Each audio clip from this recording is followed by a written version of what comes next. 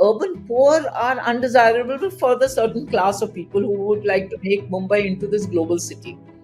So, and they have still no understanding. I'm amazed after all these years that the city would come to a standstill if the urban poor were pushed out. In fascism, they want to industrialize this business of getting rid of the undesirables. Whether it's Adani, whether it's anybody else, and there's the whole story of how Adani got the contract in the first place, which obviously was a way of maneuvering, the bids.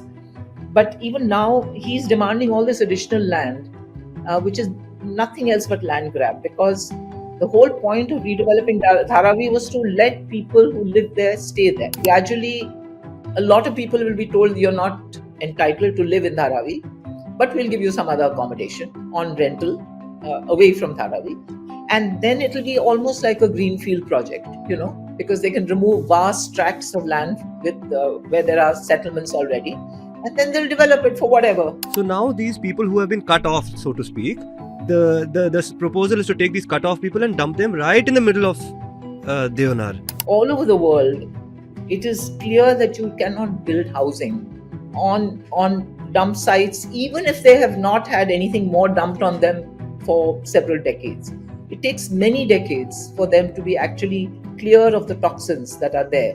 Leave alone Deonar, there's Mulund, there's the salt pans. The salt pans are essential for Bombay because ecologically they are the ones that prevent the flooding, because they take the water, when the sea surges, just like mangroves. So if you remove salt pans or you fill them as they're planning to do, you are actually creating a situation for more flooding. So the 80s, right?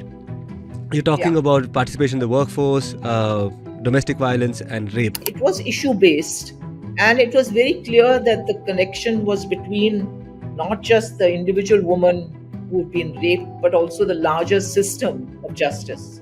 And therefore, this demand for a change in the rape laws, So it was that broader thing of looking at how do you deal with our society, where, a woman, especially if she's poor and a tribal woman, as in the case of Mathura, that you have no chance at all to succeed under existing laws. To me, that 80s were like the golden period for the media. I think emergency was such a shock that I think even journalists who had not thought the importance of freedom of expression that we are entitled to in this country, I think woke up to the fact that this is what we ought to be doing, It's the kind of role the media can play in a democracy to keep these kind of issues centered, because they see it also as an important part of what they're doing as media, which again sounds strange in the situation we are in today.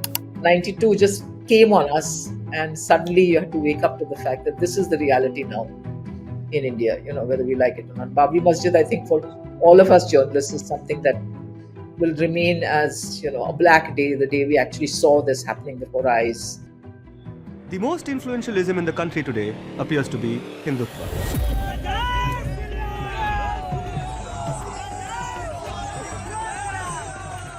It has taken a long time for this ideology to come of age. But what happened to the other ideological movements that began in the early 20th century? The RSS will turn 100 years old next year, but so will the Communist Party of India.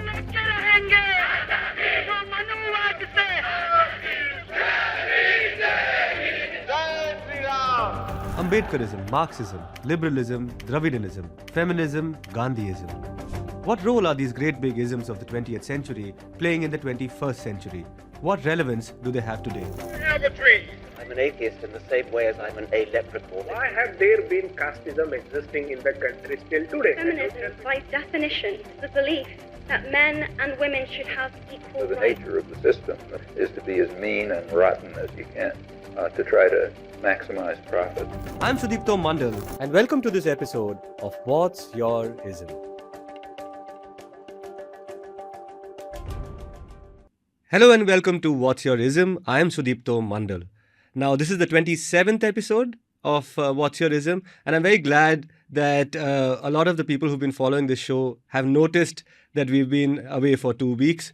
Thanks for taking notice. And here we are back again with another very special guest, Kalpana Sharma, one of the senior most women journalists in the country, an investigative journalist, somebody who spent like now 5 decades in journalism, has been around since Five. 1972.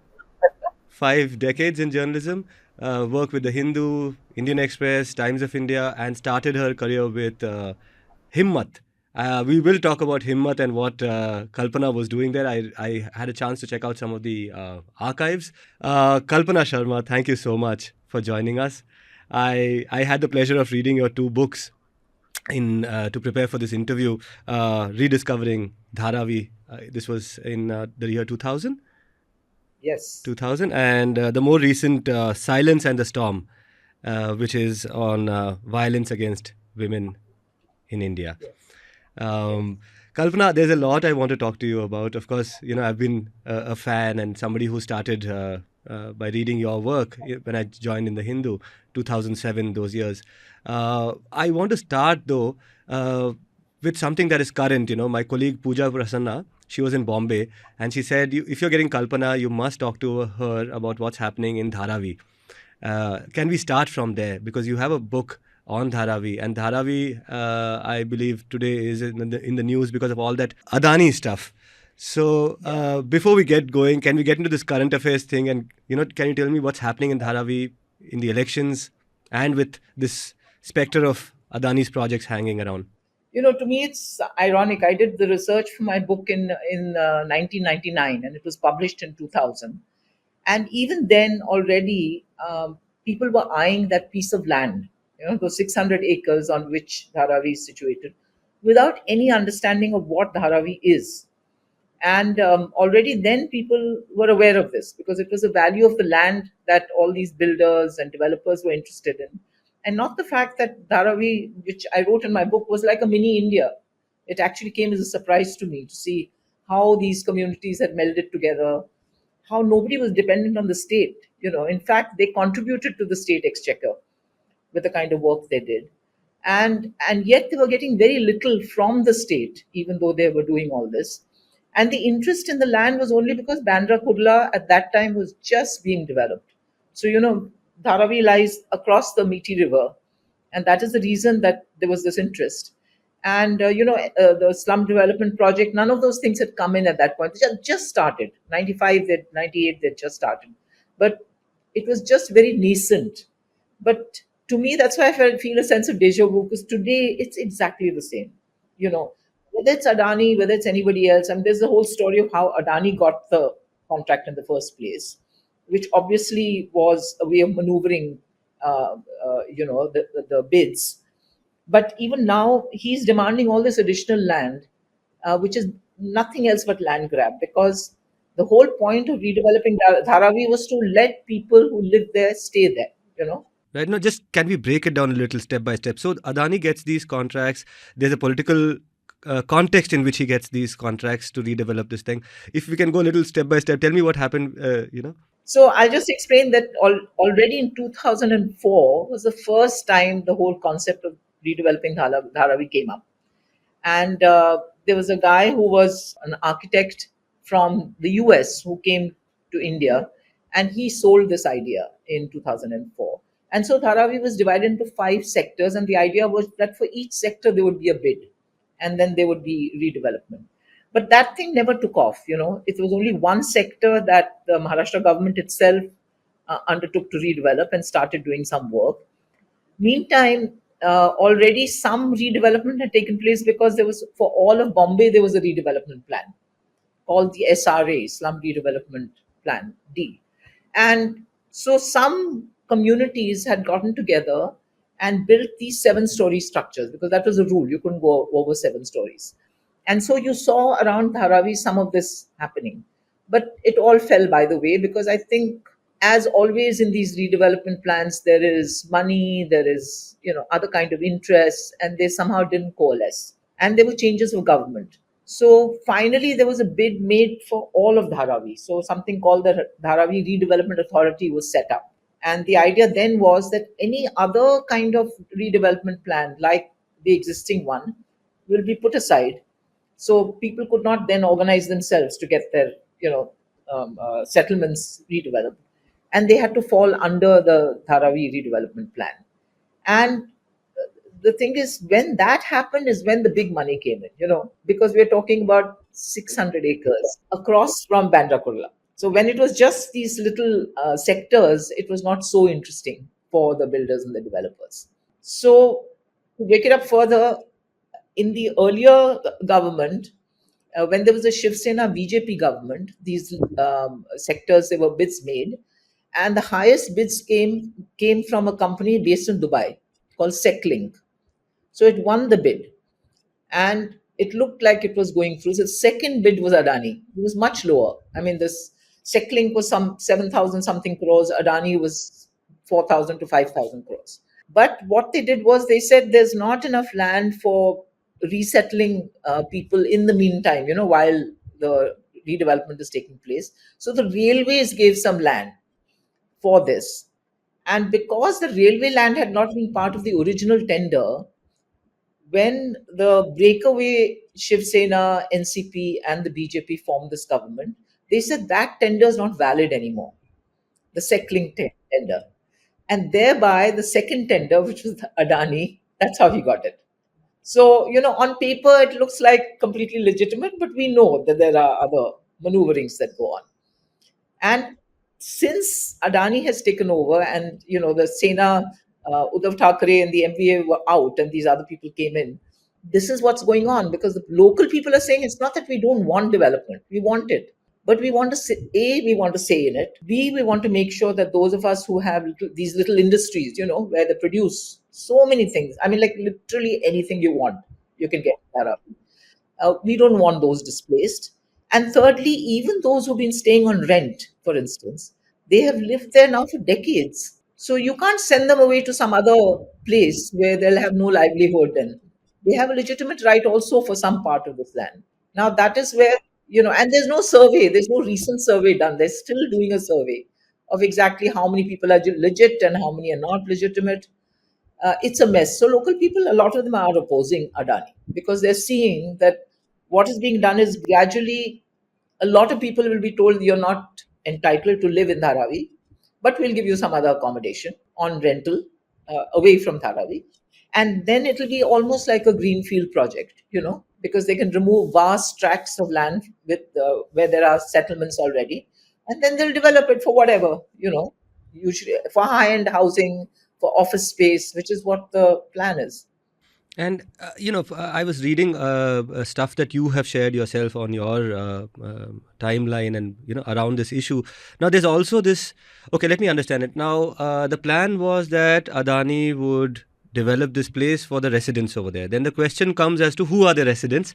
Is it Correct. Is it people who are living there, or is it people who are entitled to live over there? So therefore, the question comes as to who is entitled. There's suddenly one cutoff date that is being discussed, which is that if you have been here since 1972 or something like that?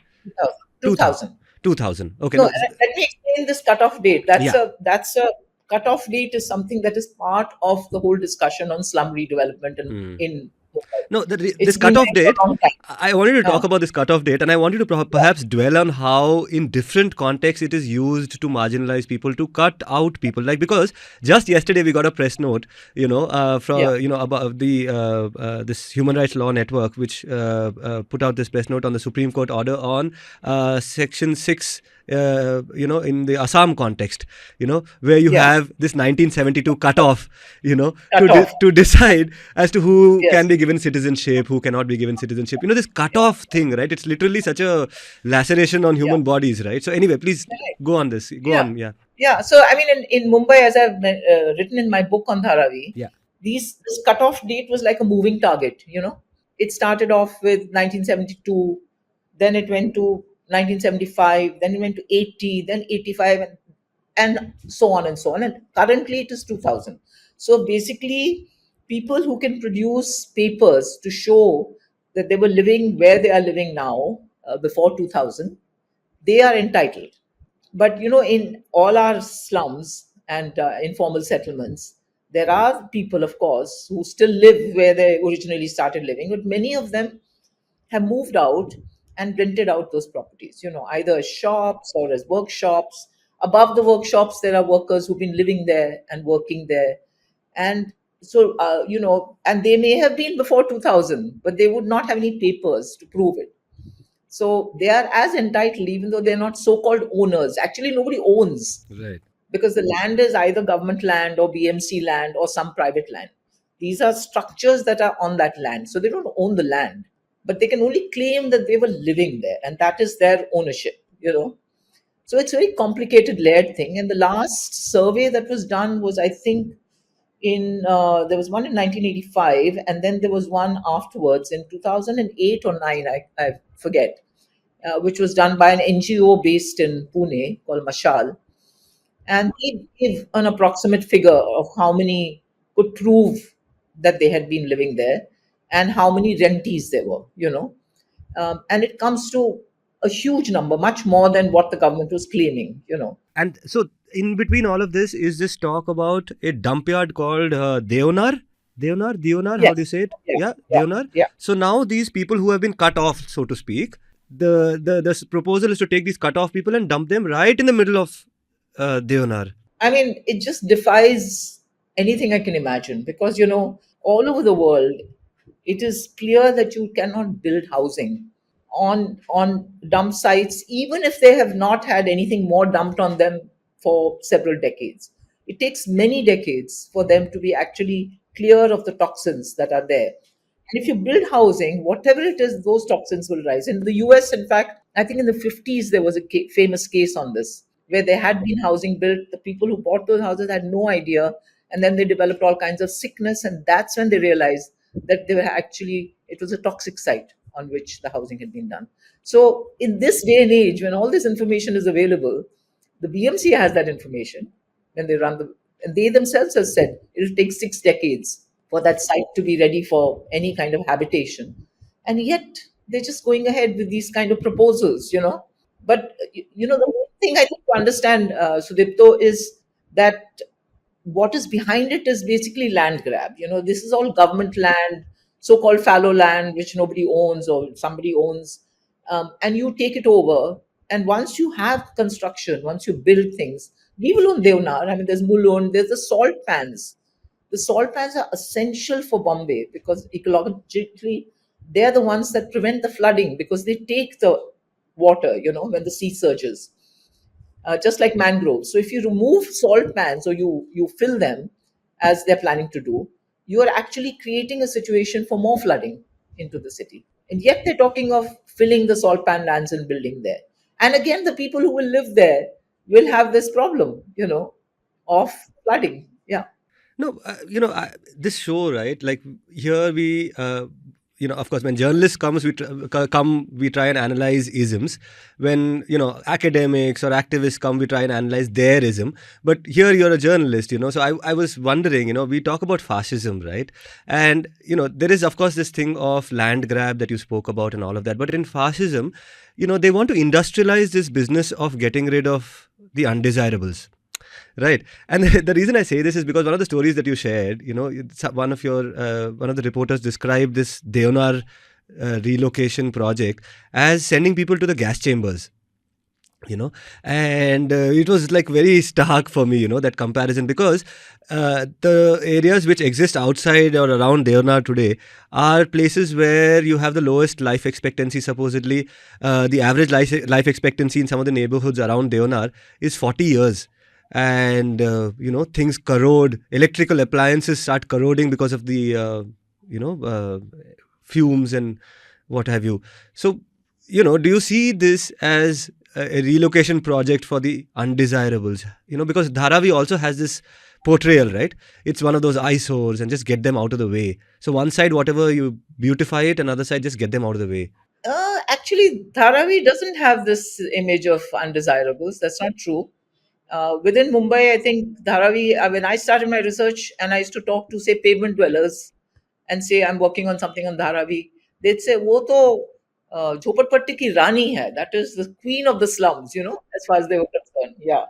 So many of them would have wanted to move from the pavement to Dharavi. So, but, the urban poor are undesirable for the certain class of people who would like to make Mumbai into this global city. So, and they have still no understanding. I'm amazed after all these years that the city would come to a standstill if the urban poor were pushed out, because everything runs because of them. The area where I live, there's a big urban settlement, urban poor settlement, and all the buildings around, the drivers, the watchmen, the cleaners, the people who work in your houses, the cooks, everybody lives there, and they all come and work in all these buildings. And if tomorrow that disappeared, nobody here would have any help, as they experienced during COVID in any case, because nobody was able to come, enter the buildings. So, despite all this, the entitled in Mumbai still would like the slums to disappear, and um, and pushing them to the edges. This has been done in Delhi, as you know, people were pushed out. This is the pattern. In Mumbai, you can't quite do that because Mumbai is too integrated for people to be pushed out. Plus, there's a Supreme Court judgment which very clearly says that where a piece of land which has been so-called encroached is not needed for any public purpose, then the people who've been living there have the right to remain. That can be redeveloped in situ. People can live there. So that is the whole basis of that slum redevelopment plan, which was also in '95. So given that, the entire place can't be shifted out because Dharavi doesn't come in the way of anything.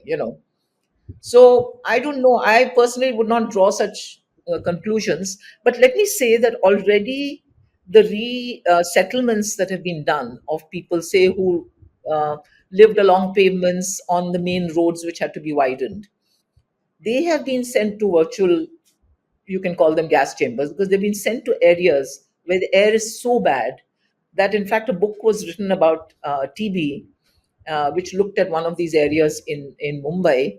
And it showed that because of the whole way in which these buildings are built, where there's no space, there's hardly 6 feet between these 7-story buildings, there's no light, no air. And therefore, if one person gets TB, everybody gets it. And then because they're poor, they don't go in time for treatment, and they develop this multi-drug resistant Right. TB. Right here in Bombay, we have the best hospital facilities. But they've just been literally dumped there because they were told you have to clear out from the pavements. There's this area called Mahul, which is also, near where the Bharat Petroleum and other refineries are, where people are constantly ill because of the foul air there. So that's equivalent to a gas chamber. So this has been happening. If the government can push them out and redevelop that land for other purposes, they will. When they cannot, then you get this kind of thing, what's going on now, where they want to push as many as they can out. They know that there are a certain number they will not be able to. And I can tell you, if this project ever comes through, those people will be pushed to one corner of that 600 acres in probably 20-story, towers, which are dysfunctional for their way of life and the way they operate. And the rest of the area will be then redeveloped for high-end housing and office space. That is the vision they have, which they will not talk about openly at the moment. Yeah. Sure, sure. And tell me, last question on this, this Dharavi redevelopment project, is how does it play out in the elections? Because that's something I want to kind of wrap in terms of the current affairs section, get that sense, because I understand that there is the Gaikwad sisters, Varsha Gaikwad and Jyoti Gaikwad. Jyoti Gaikwad, correct? Yeah. Yeah. They are quite prominent, Ambedkarite, and, very anti-establishment and all of that. So tell me, how is it playing out over there? Are they taking up this issue? I understand the Congress has given Jyoti a ticket this time. Yeah. So, my information from Dharavi is a little dated. I haven't been there in recent times because I'm not reporting in that kind of granular way that one did earlier. But, the profile of Dharavi has actually not Your mentees changed all are. that. Sorry? Your mentees are, I understand. But the profile of Dharavi, I think people don't realize this, that even whether it's Tamils who live there, whether it's the Maharashtrians who live there, many of them are, and even the Haryanvis, there's a whole Valmiki colony. So, traditionally there's been a large Dalit presence in Dharavi. And Eknath Gaikwad, who's the father of Varsha Gaikwad, he was there for years and years, and was a known name among the Dalit communities. So it's not as if it's suddenly there's Dalit mobilization. It's there. It's very solid. So, going by that kind of calculation, I can't see why Jyoti would not win if Varsha won the traditionally Congress has held on to that constituency. But you can't say this time because, all these splits in the regional parties has created a lot of confusion. So I don't know. I cannot give you a clear answer of what the mood is at the moment because I have not been in the last, recently to get a sense of that, and it's difficult. But as I said, I think a lot of people have to understand that profile, and I really don't think that profile has changed all that much. I think that still remains the profile, that it is largely, Dalit, amongst even the different communities that are there. And there are others, of course. It's a great mix. It's an amazing place, actually.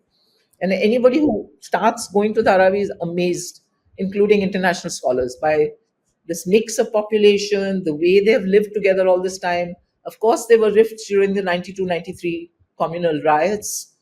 But since then, work is the ethic, and it's amazing. They just get on with the job and they do it. From making, all kinds of foods to jewelry to mending suitcases, selling leather, garments, what have you. Anything. And your book, of course, is a great primer for people, even now, reporters who are going there. I understand, like I told you, my colleagues from TNM, Pooja Prasanna and all that, they were there in Dharavi. So the first thing everybody does is, read that book of yours. My brother actually is trying to do a documentary on Buddhism. He is in Dharavi and picked up this book of yours. So please do, of course, pick up this book by Kalpana Sharma. It's not a dated one. It's 20 years old, 24 years old now, and it's still relevant. It's called Rediscovering Dharavi. Another thing about Kalpana Sharma, of course, is that she's a treasure out here in this ecosystem of TNM and NL. If you haven't checked out her column, it's called Broken News. You must please check it out. And of course, if you want to access it, you can get the joint TNM NL subscription to access that column. Now, Kalpana, there's this current affairs section out of the way. Now, I really want to get into something which goes back to the beginning. Let's go into the beginning stage. We're talking about the 70s and a young Kalpana Sharma working in this weekly magazine published out of Bombay called Himmat. Yeah, started by Rajmohan Gandhi. Yeah. Yes. So I'll let you talk about that first. I, of course, went and dug into that archive of Himmat. The Himmat archive is online up until 1973, starting in 63 or 65 up until 64 till 81 or something it was published. Yeah. Yes, 81 is closed. Yeah. And the online editions are, I think, between 63 and 73. About 10 years of editions are up online, so please go check that out. It's a piece of history. Kalpana, tell me about how you started your career in Himmat. Well, it was, I think, a series of accidents. It's very funny when I think back on it. Journalism or joining the IAS were the two things that I had wanted to do. And, I am a child of that generation. Of course, Nehru died while I was just out of school. But that kind of idealism, like our school principal would always tell us, you're privileged to go to such a good school. What are you going to give back to the country? I mean, it all sounds very sort of... All this is happening in Bombay. You studied in Bombay? No, I was in Jaipur. Acha. Yeah, I was in a boarding school. And so, at that time, it wasn't considered strange to be nationalistic in that sense, to feel you had to do something for your country, and this thing of, your privilege, what are you giving back to your society was, it was just like part of the discussion. And making a career just to make money for yourself was not part of it, And I had uncles who were, they were in the CPM, and I knew their example where they'd given up everything. And so it was all, my aunt was with the Congress party, had been with them since the independence struggle and was in the Mahila, so there was this kind of atmosphere around.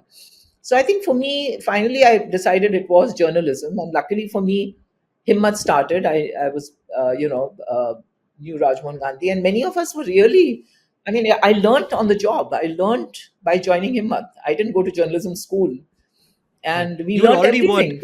In your mid-20s by the time you joined Himmat? I was early 20s, I think, yeah. Yeah. And so it was 72 that I joined.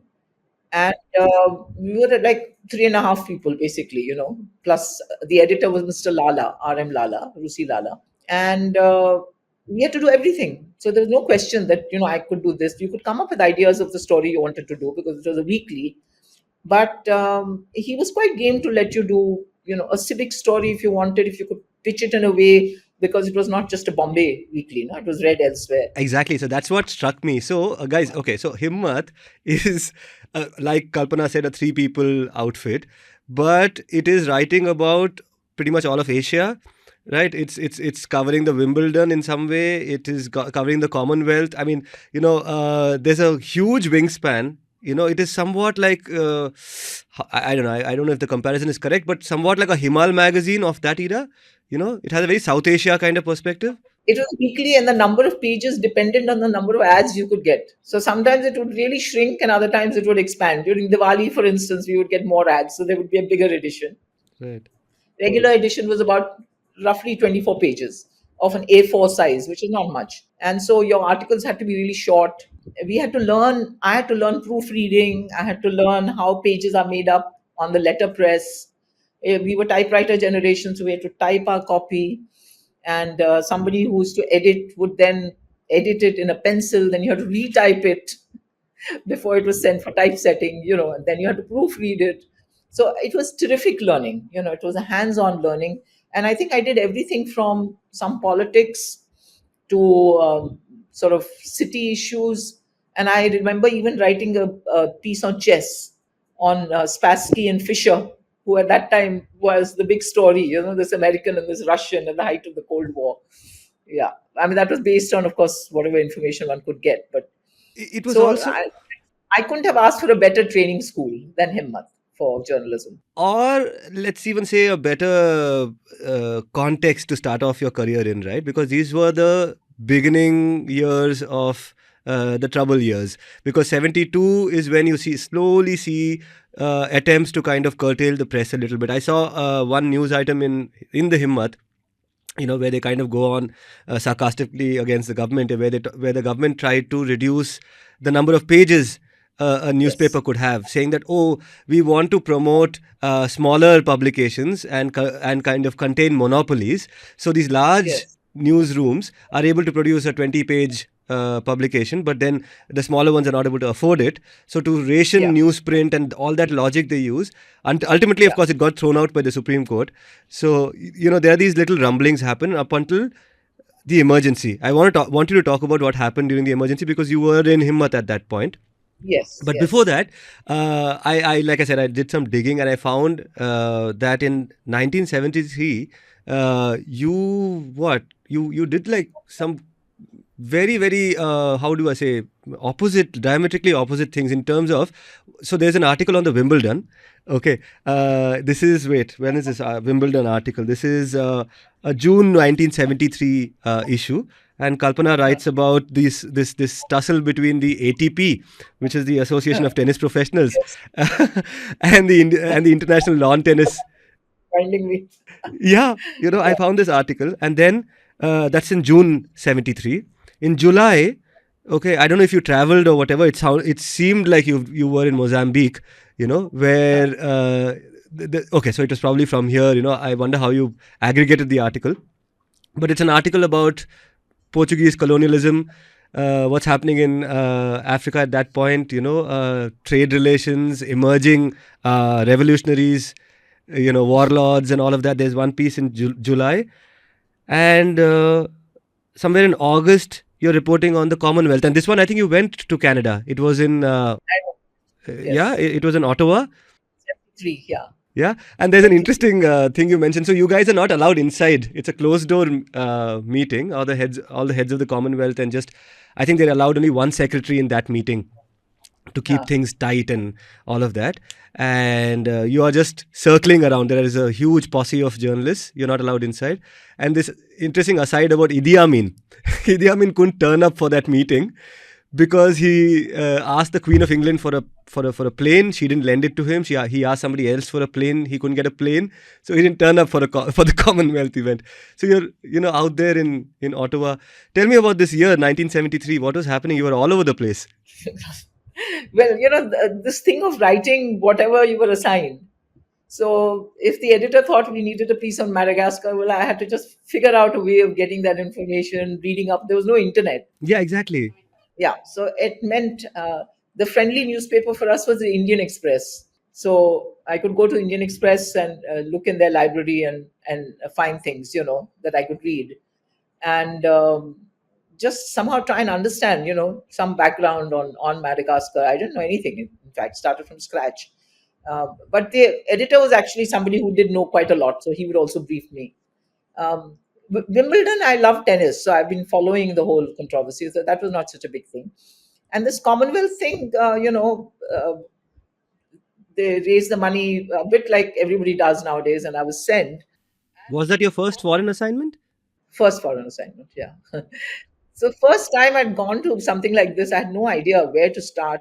But for me, again, the older Indian journalists who were already located in Washington, for instance, I remember there was one Mr. Chakrapani. I think he was PTI, and either he was Washington or Geneva, I can't remember. They were very kind to me because suddenly they saw this young woman who really, frankly, was clueless. I mean, I'd read up about the Commonwealth and all that, but I didn't know how to go about. I didn't know how to meet people, how to get the information. So they sort of took me under their wing and showed me, how things work. And then I got to know some British journalists and some others who were all also, I think, partly because of my age, were very kind and, pointed me in the right directions. And I didn't have to do day-to-day reporting. No, I had to do these kind of overall things. And so, yeah, it was a great experience. I mean, after that, I've done a lot of that kind of conference reporting, but this was really, for me, something. I'm glad you reminded me because, with age, I'm forgetting a lot of these things. So, yeah, that was an amazing experience, the whole thing of the Commonwealth. Yeah. Yeah. Tell us for the benefit of some of the younger journalists who might be here watching. You're talking about research, analog research. You're talking about going to an Indian Express library. Now, what the Indian Express would just allow anybody to walk in back then? Because how did research work back then? Because right now, a lot of what we do actually is correcting the narrative. In the News Minute, for example, in News Laundry, there are stories which are badly written. Which takes us back to this broken news wala business, right? Which is that there are stories which the mainstream press would have really butchered, and we kind of go and set the narrative straight often, and that involves a lot of aggregation from online sources, speaking to people on the phone, checking out social media profiles. So there's a lot of research that happens online. Do you think that has added to the quality of journalism, this availability of information? Do you think back then the fact that you could not aggregate information so quickly and it was not so readily accessible was an impediment? How is analog research for journalism different from digital research, you think? I mean, it's difficult to compare because there was no option, it was there. But I still think even today, I don't even use the term analog. Even today, if we read something in print and take that trouble to do that kind of background reading, I think there is a qualitative difference because the thing is, you pick up a book on, whatever you're researching. So you don't just look at the one para that you need for your story. You end up looking at other things, and then you go back to it. It becomes an area of interest. The other thing I must mention is at that point, EPW was another very useful resource, and Mr. Krishnaraj was again so kind. He would allow you to come and sit there and leaf through previous issues of EPW, which would again give you so much information. Um, and with Indian Express, there was, it's very ironical, but the resident editor was a man called Mr. Binod Rao. And again, I think because of his respect for Rajmohan Gandhi, when I went and met him, and they used to have their office in a very smelly part of Bombay called Sassoon Docks, which is the fishing wharf, basically. But he would permit me to come and sit there. And they also had a news editor called Mr. Krishnamurthy, SKM as he was called, who was also extremely kind. I think, they just thought we were not any threat to them. We were just a small weekly newspaper. But we had to do that footwork. We had to go, we had to find the things, we had to see who could give us the background. And I call it slow journalism, cooking it slowly also. But I think, I mean, maybe it had a value. It's hard to know. I mean, today, I think any diligent journalist if they do the reading, kind of reading that is needed, and they're so lucky because they have so many resources available, uh, they would certainly be able to do far superior writing than we do. But what they have against that is the speed with which they have to turn it out, B, the kind of space they're given, so that something that does require more space and more in depth, they're not given either the time or the space. So I think that is what affects the quality, because the issue is not assessed by the editorial teams on the basis of their importance, and therefore the kind of investment in time and energy and research that is needed to make them something that are of lasting value. Now it is like turn it out quite, quickly. Yeah, TRPs and catching people's eyeballs, and I think that is the real reason that the quality has gone down, not whether you do analog research or digital. Right, right. No, but I suppose in digital, the assumption is that it takes a lot less time, so churn out more, and that becomes a vicious cycle in itself. I'm guessing. But But Kalpana, less time only if you have a very limited frame.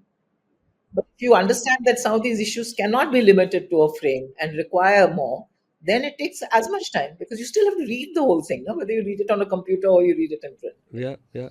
No, I mean, and that's an important thing, I suppose. I mean, we keep trying to do that out here. If you see some of the pieces we have pulled out, and this is for our readers, like just recently we had Pooja's profile of Siddharamayya's. It took about 3 months to do. Right now, you go back into that era, the 70s, the 80s. You're reading books. You're speaking to people. There's an analog methodology. There's a digital thing, and there is actually just going and landing up in a library and looking at books. So we are still trying to somehow hold on to these practices. It's very difficult. And that's why we ask you for subscription money. But anyway, coming back, Kalpana, tell me this period of the mid-70s, emergency, you being in Himmat, paint those times for me. What was it like in Bombay? What were your convictions back then? How were the butterflies in your stomach? What was the risk like? This Yeah. mid-70s, what was So happening? on the night the emergency was declared, we just happened to be sitting at a friend's place, and we heard about it. And so we switched on All India Radio, which was the only radio station at that time, and heard about the declaration of the emergency. So the next morning, Mr. Rajmohan Gandhi was not in Bombay, so we got on a trunk call to him because that was the way he reached out and said, "What does this mean for us?" Because nobody quite knew what this press censorship emergency, and even the news of those early arrests had not reached us, because you only got the news via teleprinter, and it hadn't been announced on the radio. And the morning newspapers of the 26th did not carry anything except declaration of emergency, which had taken place at midnight, and some of the early arrests. So we talked about it for the next few days because we had to bring out an issue, no? And so there was one thought that if there's full press censorship, as we gathered there would be, that we should not submit to it, and it would be better to close down than to continue. There were others, and I think many of us younger people felt that no, we shouldn't close down, that we should fight it, not knowing what that meant, but we just felt Himmat, we are called Himmat, we can't close down. So that prevailed. We said, let's see what happens, let's try. So initially, as I said, there was a confusion which helped because I think that is the one that left the space to try out. Like, everybody talks about the Indian Express and its blank editorials, but we also did that in Himmat. We also had blank editorials. Oh, okay. Yeah. So, everybody tried in various ways to do whatever they could, whoever wanted to resist. There were, of course, the pro-establishment newspapers which did not, which went by whatever the government said to them. But then soon we realized that a structure was being set up in the secretariat, in the Mantralaya, where there would be a chief censor, and we would have to go and take our copy to the chief censor. This is what we were first told. Then we were told, no, no, no, there are these 26 guidelines which you have to follow. So we said, fine, let's see what these guidelines and we'll work around it. So that is what we started to do in the initial months of the emergency. We didn't go to the censor. We just said, okay, we are following the guidelines. And of course, it was just a matter of I think 3 or 4 months before we were caught out. We were too small to be, monitored. The bigger papers obviously were in the eye of the government. And there is where the censor actually sent a representative to the newsroom who would sit there and look at copy before it was printed. But for us, because nobody was monitoring us, we were getting away with sarcasm, with all kinds of things in which we were trying to say things. The cartoon, for instance, nobody looked at the cartoon. Our cartoonist was having a good time. A chap called Vince, Vijay and Seth. And then on October 2, there was a meeting held at Rajpath, which was attended by our editor-in-chief, Rajmohan Gandhi, Acharya Kripalani, etc. And that meeting was broken up by the police because they said there was Section 144. This was in Delhi. And these people were detained also for a short while, but then they were let off. So we ran the report, as we should. After all, our own editor was also detained. That report is what they said fell foul of the guidelines. So they said we will suspend publication unless you, give that you're going to adhere to these guidelines, and full press censorship. That means every page of Himmat had to be put to the censor. So that on that basis, we went to the court along with Freedom First, Meenu Masani, who also challenged the guidelines and press censorship. And it was in Bombay High Court. Soli Sorabji fought that case for us pro bono. We didn't pay anything. Quickly, how many people are you at this point? Trying to remember. I think by this time, Mr. Lala was unwell, so he was not there. And actually, then he stepped down soon after, and I had to take over as the senior most amongst a very young crowd. So you're not even 30 at this point. No, not at all. And you're heading this newspaper, news magazine. Yeah. Go on, please. And then we had to figure out now what do we have to do with the censor. So, and the irony, as I was saying earlier, was Mr. Binod Rao, who was the resident editor of the Indian Express, was the chief censor in Bombay. He was there sitting in Mantralaya. So I thought, Mr. Rao, he's been so helpful to us, in Himmat, he'll be able to be kind to us. So I took the copy, and he was like one, super editor who would sit with a blue pencil and just knock things out. And I'd say, but why? And the other thing we had decided is, it was again a risk. I said, let's only show him the editorials and the main political article, and we will not show him Rajmohan Gandhi's column, which was the back page. Which is called, I think, This is India? Is this what? No, This India was Nirja Chaudhary. Nirja Chaudhary, yeah. And Rajmohan's, I forget now what his. I'll try and put a screenshot of that. This is all part of journalism history in India. Anyway, go on. Yeah. So, I mean, this is a risk we took. We said, all the others are sport, find the ball. This was a life, some funny column, international news, which surely should not come in, And so we decided to take our chances. So we only showed him editorials and the first few pages. And even those he used to knock out. So we used to always have to keep a spare set of things in case one thing got knocked out, Or he would cut it so drastically, it made no sense, You have to drop the article because you couldn't use it.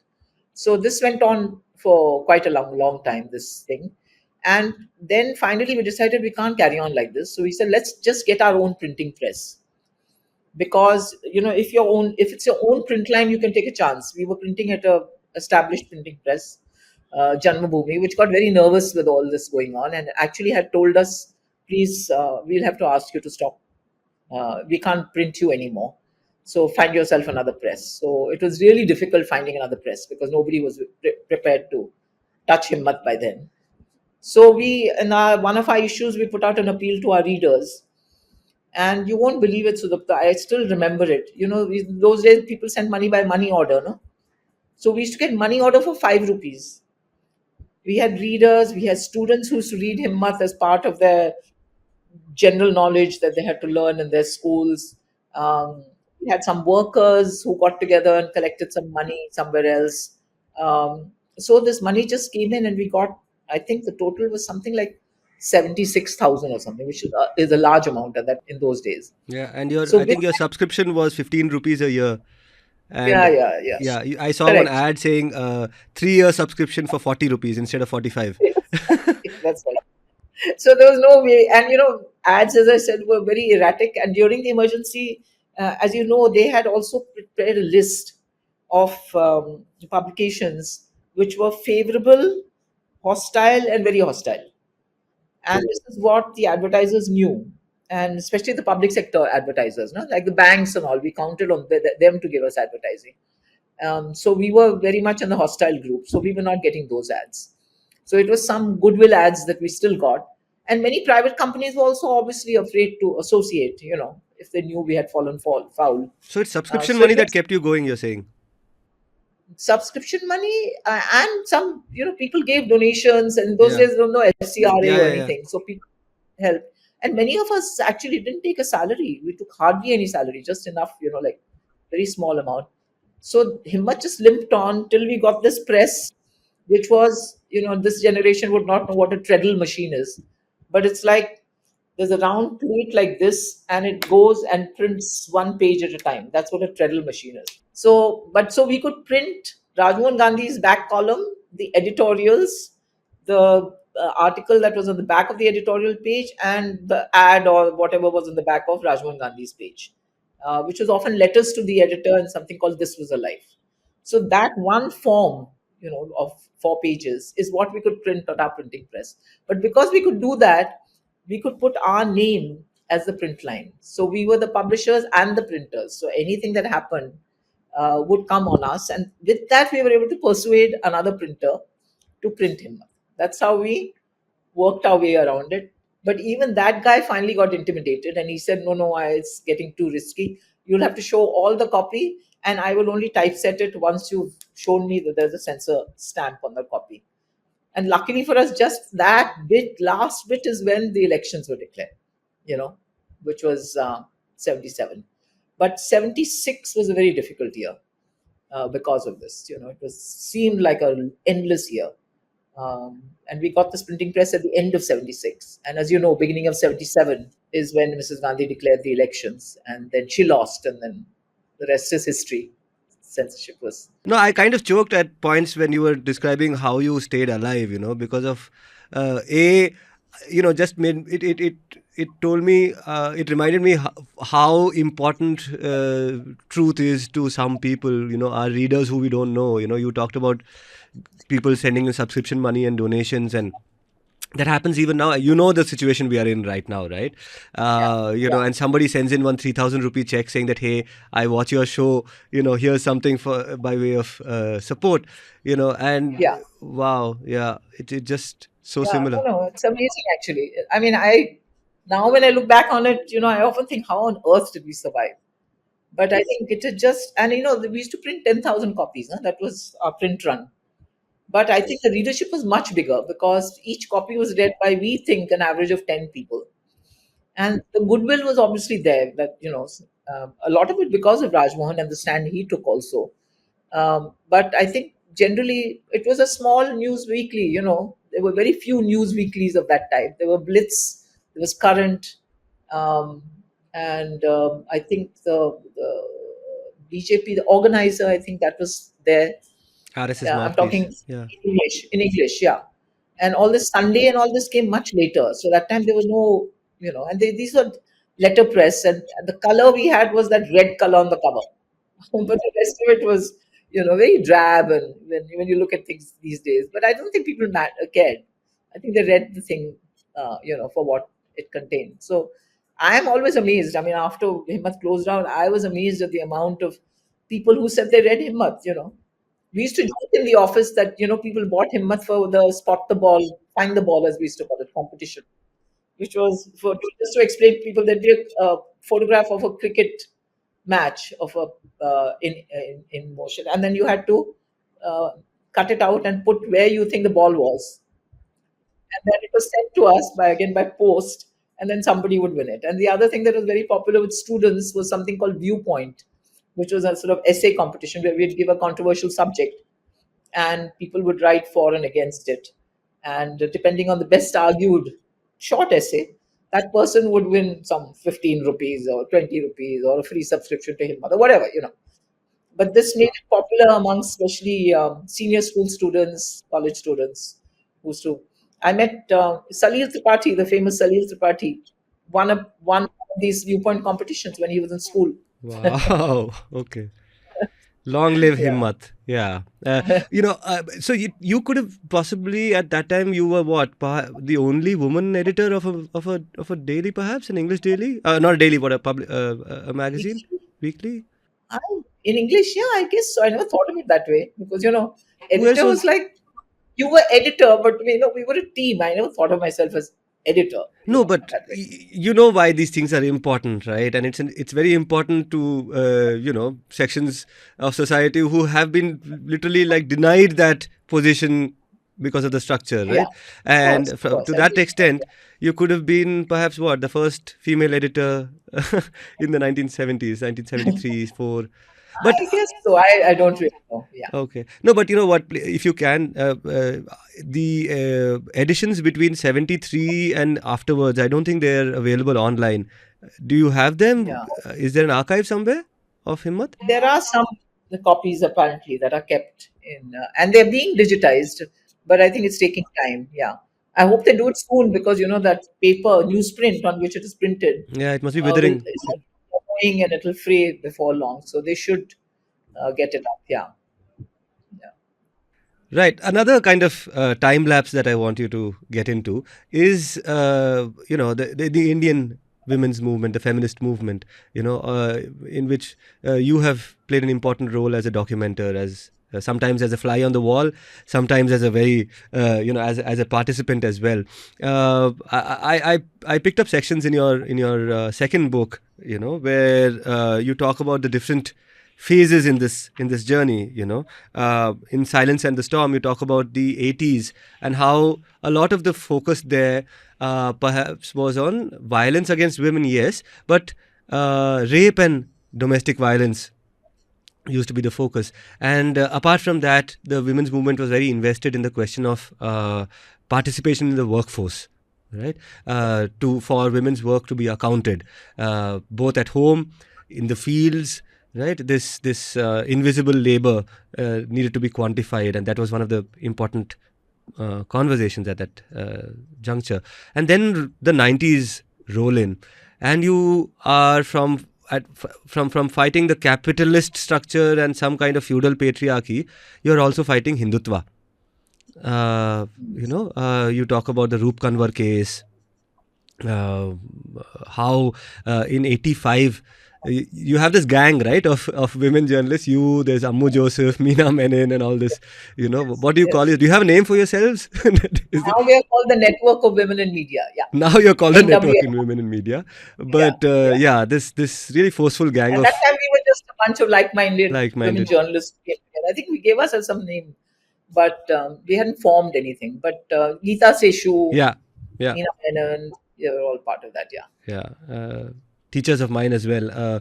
But no, but then you went to in 1985. You speak about how you went to Gujarat to cover the communal and the caste riots over there, and then you saw this fracture in the female consensus, so to speak, where you saw upper caste or Hindu women going after lower caste or non-Hindu women and provoking Yeah. mobs and inciting violence against women from another caste or religion. That was a major breach in the female unity that you were trying to promote. And then finally in the 2000s you have this Raya Sarkar moment. So can we go step by step again in this as well? So the 80s, right? You're talking Yeah. about participation in the workforce, domestic violence, and rape. How has that as an issue developed over the years? The labor Yeah. question and the violence question. So, in the 80s, I mean, for me personally also, Himmat closed in 81. And I worked for a while with the Center for Science and Environment with Anil Agarwal to bring out that first citizens report on the state of India's environment. And then I joined Indian Express in 83. And this was really just when, the rape campaign had taken place against the rape laws after the Mathura rape in 79. And the dowry deaths issue was very current. So there was a lot of writing, even, I mean, it was my first time in mainstream media also. But there was a lot of writing in mainstream media and reportage on these issues because it was in your face. It was a big social movement, the women's movement, which could not be ignored by the media. And so yeah, so it was issue based, and it was very clear that the connection was between not just the individual woman who'd been raped, but also the larger system of justice, and therefore this demand for a change in the rape laws. So it was that broader thing of looking at how do you deal with our society, where a woman, especially if she's poor and a tribal woman, as in the case of Mathura, that you have no chance at all to succeed under existing laws, and therefore the demand to change it. And the same with the dowry laws. It was felt that this is hidden, we don't know about it. Even the press only reports it as crime briefs. Then some newspapers, like the Indian Express, in fact, did a series of dowry deaths in Delhi, just in different neighborhoods of Delhi, and created. And the media really played, mainstream media. I mean, to me, that 80s were like the golden period for the media. I think emergency was such a shock that I think even journalists who had not thought the importance of freedom of expression that we are entitled to in this country, I think woke up to the fact that this is what we ought to be doing. So human rights reporting on bonded labor, trafficking, apart from these things like violence against women, participation of women in the workforce. All these were like part of what was covered. It was not like a separate section. It became part of how we covered these things, and I think it's the kind of role the media can play in a democracy to keep these kind of issues center, because they see it also as an important part of what they're doing as media, you know, which again sounds strange in the condition, in the situation we are in today, where the media, I don't think, even considers that these are the kind of issues that we should be focusing on.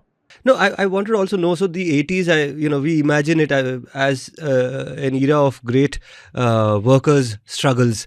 Mills are shutting down, PSUs are in trouble. The 90s are coming, and even before that, there are efforts to kind of disinvest, and so many other things are happening. The rumblings leading up to the liberalization period, right? In that, conversation, the entry of women in a conversation which is otherwise defined in Marxist terms as just labor, as having just a class identity, but to introduce a gender identity within that class conversation. How did you see that happening? How did you see conversations getting reshaped? This working class question suddenly had a gender component, right?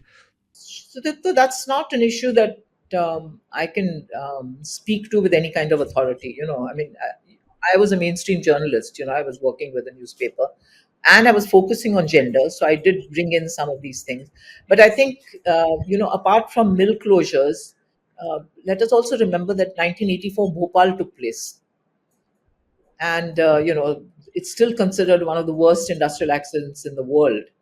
And that created another social movement, that is environmentalism, and the whole demand for sustainable development that where people don't pay a price, where the environment doesn't pay a price. This was another parallel thing in which actually I was very involved and writing about it, because I had done that stint with the Center for Science and Environment, and Anil Agarwal was like my guru, who really opened my eyes to so many aspects of environmental issues that then I carried forth. But I cannot for myself pinpoint any particular stage at which this whole issue of women within this larger question of labor came in. Frankly, I'm not in a position to. But women and Hindutva, right? This is another area in which you have focused a lot. Your book again talks about Mangalore, the pub attack. I was posted in Mangalore when the pub attack happened, and you mention it, and how in Roop Kanwar's case, Yes. it was a sati that had happened over there, and how the Sangh Parivar and the BJP did these shows of support. They took out these rallies, these jumlas that they did to celebrate sati and all of that. Yeah. What reflections did that leave you with, that phase where you discovered this other threat to the feminist cause, Hindutva? Again, when you're living through those periods, I don't, with hindsight, In hindsight, threat. Yeah. Frankly, at that point, it was like another thing that has come up, and the sati thing was a wake-up call. And especially if you're based in a place like Mumbai, it doesn't strike you so much. I think if I was based in North India, maybe I would have been more aware of it, But Mumbai at that point was still, even though there was Shiv Sena and Yeah. there had been, but it had not reached that point of, where you felt that this was something that was going to threaten the very basis. For us in Mumbai, I think the wake up time was 92, after the demolition of the Babri Masjid and the riots that followed. But and 84 before that in Bhiwandi. So there was a sense that something was happening. But I think even for many of us as journalists, it had not registered fully.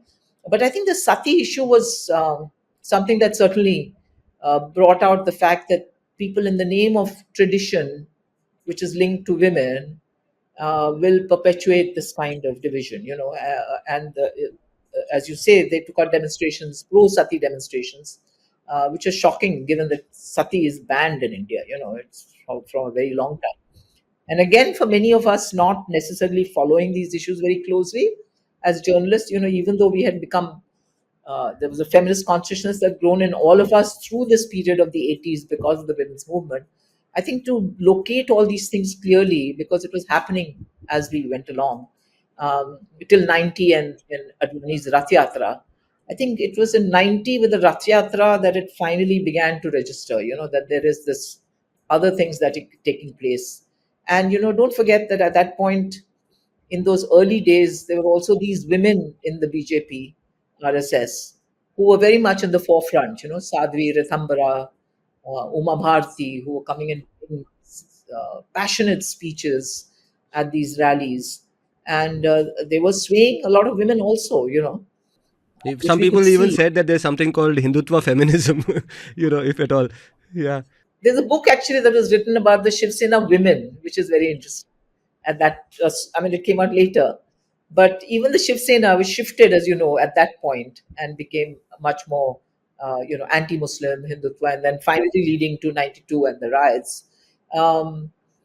Initially, it was not. It was very much like a, some people would call it a Gunda party, because basically they were local, strong men in the slums who could get things done. So they got the vote, because they knew how to get everything done. You needed a water connection, okay, we'll get it done. We should have a drain over here, okay, we'll get it done. So that was the ideology. Ideology was you get things done and then you get the vote, and then therefore you stay in power. But I think it changed very drastically with Bal Thackeray and his openly talking about Hindutva in his own language, which was different from the BJP and the RSS.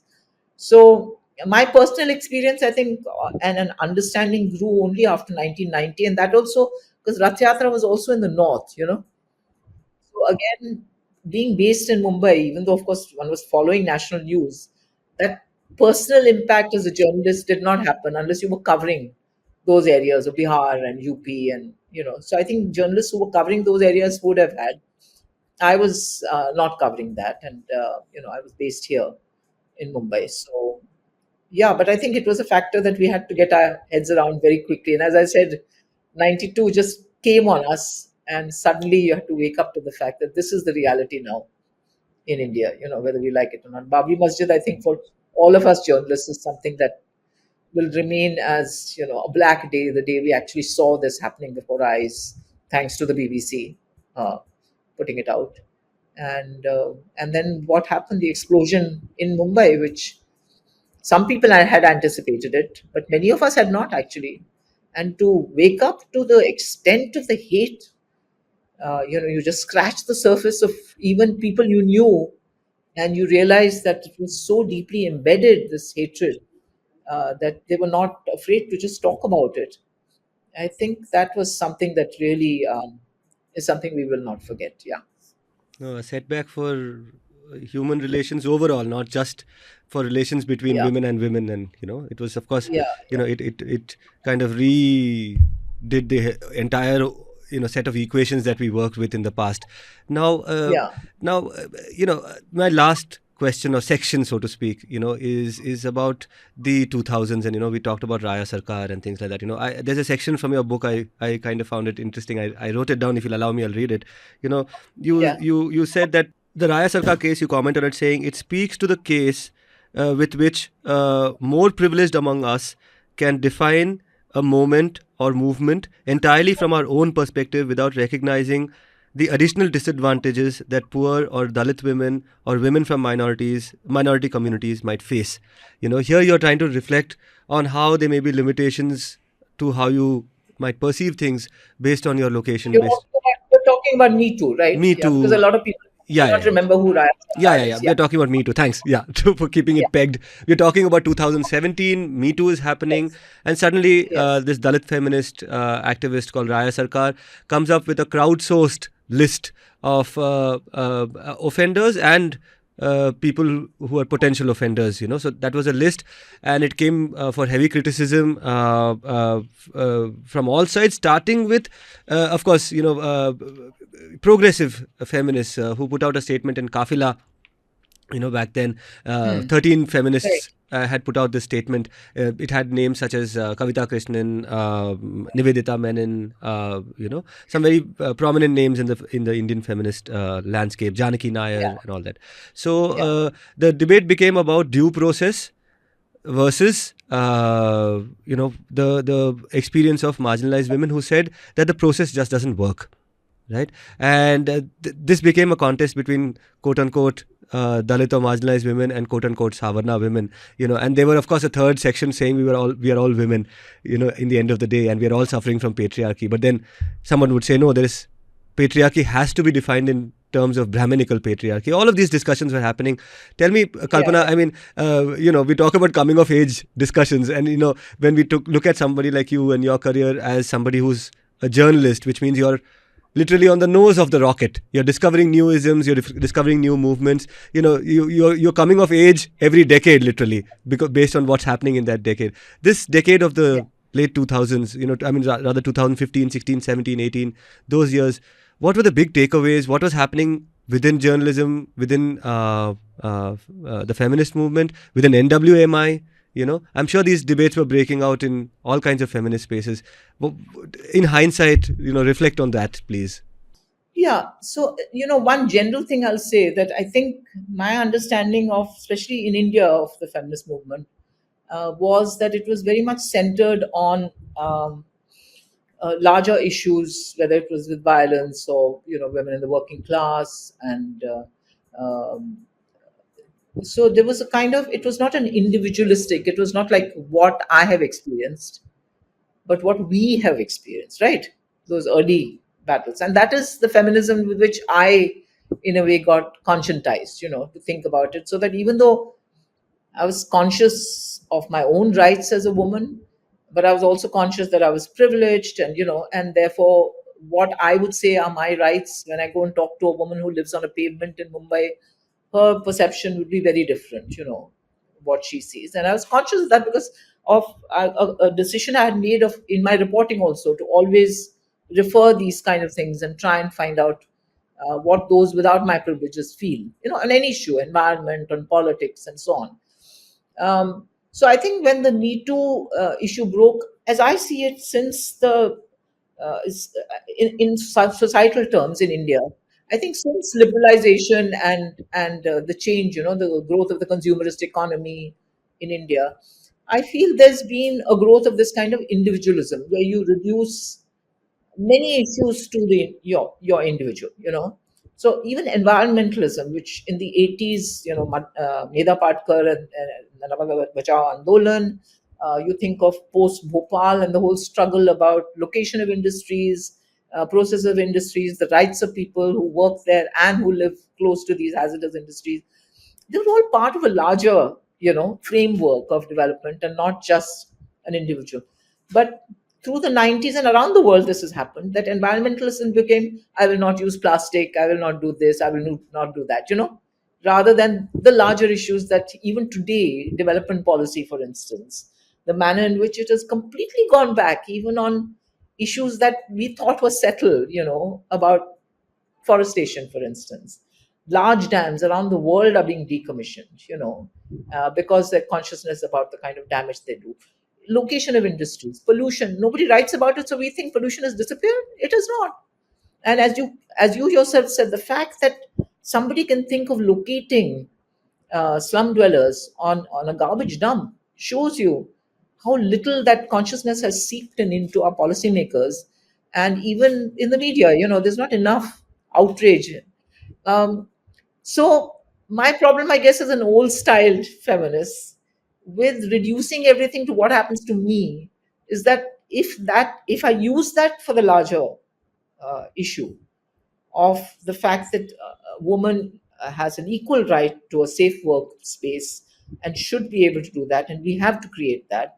We have to have diversity in the workspace so there are enough of different types of people in any occupation.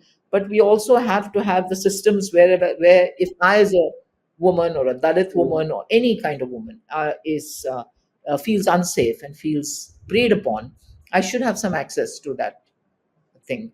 So, to tell you the truth, I could not relate to the naming and the shaming, because I didn't know whether it would really lead to a change or whether it would get just caught up in the naming and the shaming and not move beyond that. I've said that publicly also. Maybe it's a generational thing that I can't relate to, because, as I said, I may have experienced a lot of things, but it's not me. That's not the issue. It's what we have to do with our society and how we have to bring about change. And that, I feel, should be the driving force in what we do. So I'm not saying that everything was wrong about this kind of strategy. And I will grant it that many of these younger women felt maybe that there is no system, so this is the only way to do it. Um, but we are in 2024, and what has happened since then? You know, even today, if we do a study of newspaper offices, for instance, in media houses, how many ICCs are actually working, internal complaints committees? How many women have just decided, forget it, we'll maneuver around it? How many women have walked out of jobs because they feel it's safer not to be in those kind of toxic environments? um, you keep hearing this every now and then. It doesn't part of a major conversation. So I think that is something for reflection. I mean, I don't think it's an either or. The feminists who wrote and said about process, and the younger feminists who felt naming and shaming is the only way, I don't think those are like polar opposites that cannot meet somewhere. And I think, I personally feel that you have to strive to somehow find common ground when actually our objective is the same. Our objective is a socially just society, you know, and we have to contribute towards that, whether we are writers, whether we're doing anything else. And how can we do that? So I'll leave it at that, because it's a complex issue. It can't be like addressed this way. But this is what I've written. This has been my public position. So I'm not into this thing of, oh, I'm against this or I'm for this. I don't feel that leads to anything. It's not constructive.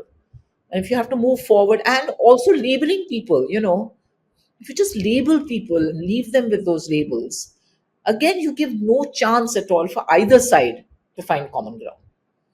And I really feel that, because in my 50 years of experience, even as a journalist, the most trenchant type that I've had to talk to has often, when you talk to that person, turned out to be different from what I had presumed. And so as I said, maybe I'm an optimist and an idealist, and I believe that you can strive for a just world without, this kind of tearing people apart, tearing even those who are on the same side apart. That is what I'm saying. And there is enough tearing of people apart. Let's not also get into that. That's all I'm saying. Keeping fraternities, keeping the fabric. Uh, Yeah. Yeah. I mean, largely we're all on the same side. Let's find a way of having conversation and taking these issues forward. Why condemn people into, and put them into silos of this and that and the other? It doesn't lead to anything. It doesn't lead to any change. Wow, it's been an hour and a half now since we've been talking, and yeah, and I'm afraid we are out of time. But I was just looking back at this time that we had, and the ground that we covered: 50 years of journalism, 50 years of feminism, 50 years of Indian democracy. It's such a fantastic discussion, Kalpana. Thank you so much. And some of the discussions, of course, are like you said, rabbit holes in themselves. And I hope to kind of continue these discussions. Have you here again? This is just the first year that I'm doing this. This year is coming to an end now. In the coming year, I want to have all the guests who came in the first year all over again, because there are points that we touch upon, but we can't go into depth. But next time we should go into depth into some of these issues, and of course, for the sake of our audience, this is a section of women that I admire, who helped me in my career. From some I learned, from a distance. Some of them taught me by hand. For instance, Geeta Seshu and Ammu Joseph were always visiting. I mean, Ammu is in Bangalore. Geeta used to keep visiting. Parvati Menon, Sugandhi Ravindranathan, C.K. Meena. These are the doyens of that generation, and I hope to get every one of them on the show if possible. I think Ammu is going to be here soon in the show, C.K. Meena as well. One day we might have all three of you in the same room, and I wonder what will come out of that discussion. For now, if you'll allow me, I'd like to leave it here. Kalpana, thank you so much for being on What's Your Ism. Any final comments? Thank you. No, I wish you all the best. I mean, it's a great thing that TNM is there, and I hope that it flourishes and grows. Thank you. Yeah. Thank you so much.